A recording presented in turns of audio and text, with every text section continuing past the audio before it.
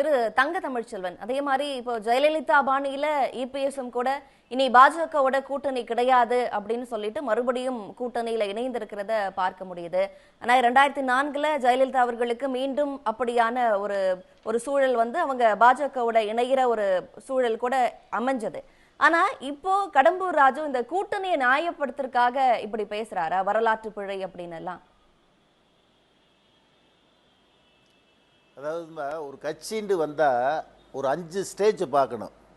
ஆரம்பம், வளர்ச்சி, பிரம்மாண்டம், சரிவு, வீழ்ச்சி. திமுகவும் அதிமுகவும் 3 கட்டத்தை அடைஞ்சிருச்சு. ஆரம்பம், வளர்ச்சி, பிரம்மாண்டத்துக்கு வந்துருச்சு. இன்றைக்குள்ள நிலைமை என்னாண்டா திமுகவுக்கு அதிமுகவுக்கு, திமுக பிரம்மாண்டமாகவே இருக்குது, அதிமுக சரிவு நோக்கி வந்திருக்கு. கடம்பூர் ராஜு பேச்சிலேருந்து தெரிய வருது. எவ்வளவு ஆளுமை மிக்க தலைவராக அதிமுகவில் எம்ஜிஆர் அந்த அம்மா இருந்து கட்சியை வழிநடத்தினாங்க, எதிர்கட்சிகளை எப்படி அரவணைச்சாங்க, மத்தியில் எப்படி ஒரு அணுகுமுறையை வச்சாங்க, அந்த ஒரு ஸ்டேட்டஸ் இன்னைக்கு அதிமுக கிட்ட இல்லை.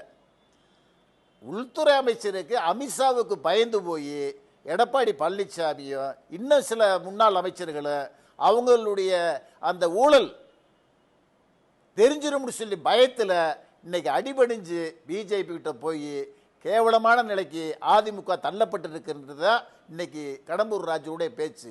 அந்த அம்மா உயிரோடு இருக்கும்போது இந்த மாதிரி பேச்சு பேச முடியுமா யாராயிலும்? கடம்பூர் ராஜோ எடப்பாடி பழனிசாமியோ ஒவ்வொரு சட்டமன்ற தொகுதியாக பழனிசாமி பிரச்சாரத்துக்கு போகிறாரு. போங்க, ஒரு கட்சியினுடைய வளர்ச்சி அது. ஆனால் போகும்போது என்ன பேசுகிறீங்க? எங்கள் கட்சி பெரிய கட்சின்னு சொல்லு, பிரம்மாண்டமான கட்சி ஒன்று எங்கள் கூட சேரப்போகுதுன்னு சொன்னால் திமுக அதிமுக பெரிய கட்சி. இதை விட பிரம்மாண்டமான கட்சி எந்த கட்சி இருக்குது தமிழ்நாட்டில்? ஒரு அதிமுகவுடைய பொதுச் செயலாளர் எடப்பாடி பழனிசாமி, எதிர்கட்சி தலைவர், இப்படியா போய் பப்ளிக் கிட்ட பேசுறது? பிரம்மாண்டமான கட்சி எங்கள் கூட சேரப்போகுது, மார்க்சிஸ்ட் கம்யூனிஸ்ட் கட்சி எங்கள் கூட வந்துருங்க, விடுதலை சிறுத்தைகள் எங்கள் கூட வந்துருங்க, பாமக எங்கள் கூட வந்துருங்க. கேவலமா இல்லை? மக்கள் என்ன நினைப்பேன்? உங்களுடைய வீரத்தன்மை இப்படியா காட்டுறது?